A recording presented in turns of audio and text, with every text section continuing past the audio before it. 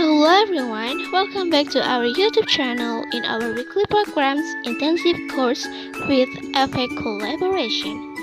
And today we're going to talk about gerund. Dan tanpa berlama-lama lagi, langsung saja let's get started. Okay, what is gerund? Apa itu gerund?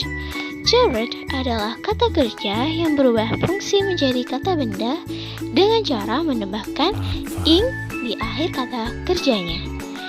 So, all you need to do is adding the ing to the bare infinitive form.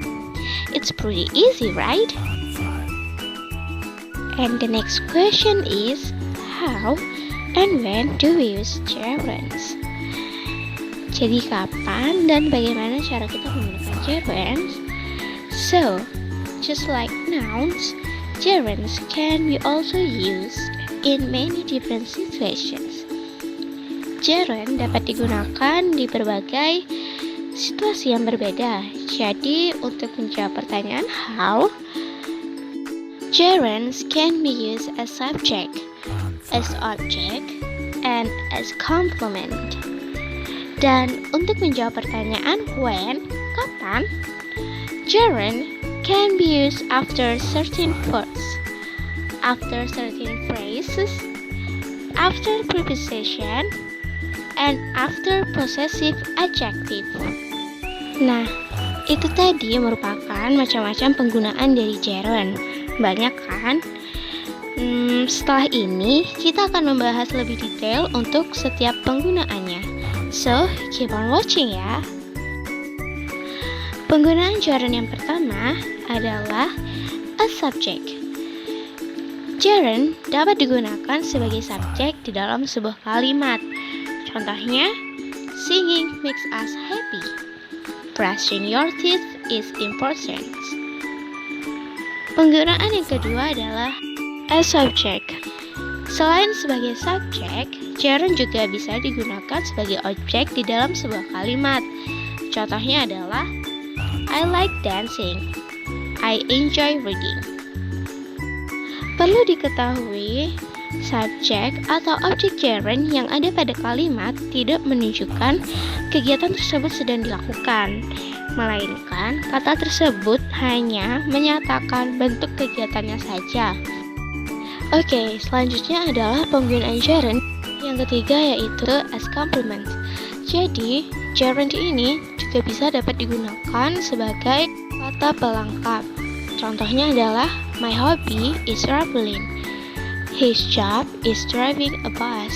Artinya, hobiku adalah jalan-jalan, pekerjaannya adalah menyetir sebuah bus. Jadi, traveling dan driving di sini seperti tadi, meskipun menggunakan verb ing tapi tidak menyatakan kegiatan tersebut sedang dilakukan.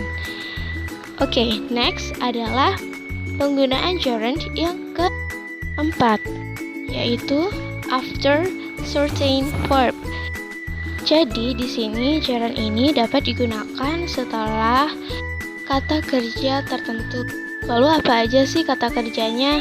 Kata kerjanya adalah admit, can't help, deny, discontinue, detest, enjoy, fancy, keep, imagine, justify, mind, neglect, propose, recall, suggest, dan tolerate. Jadi itu adalah kata kerja pilihannya. Contohnya bagaimana? Contohnya I can't help falling in love with you. Jadi di sini karena kata kerja tertentu, kata kerja pilihan, jadi meskipun sama-sama kata kerja nih, tapi tetap digunakan bersamaan tuh gak masalah. Tapi harus menggunakan kata kerja yang sudah disebutkan tadi. Oke, selanjutnya adalah after certain phrase. Jadi gerund di sini digunakan setelah frasa-frasa tertentu. Jadi tidak semua frasa ya. Apa aja sih frasanya? Yang pertama ada to be busy. To be di sini bukan to be tulisan to dan be, tapi SMR. Aku yakin kalian sudah ngerti sih. Oke, lanjut yang kedua, don't mind. there's no use, to be committed to, believe in, to be guilty of, succeeding, take to be tired of, forgive someone for. Jadi seperti yang sudah dijelaskan tadi, bahwa gerund yang digunakan nanti ada setelah frasa-frasa ini. Contohnya, there's no use telling them about it. Nah kan, telling verb ing-nya ada setelah frasa terpilihnya, yaitu di sini menggunakan there's no use. Lanjut ke penggunaan yang selanjutnya, yaitu after preposition. Masih ingat kan materi preposition apa aja yang termasuk ke dalam preposition? Ada at, after, before, from, in, on, of, under, up, to, about, without, for, by, to, dan lain-lain. Jadi gerund ini nanti ada pada setelah prepositionnya. Contohnya gimana? Contohnya, she is happier by getting married. Jadi di sini kan getting, verb ing-nya, gerund-nya ada setelah preposition, yaitu by.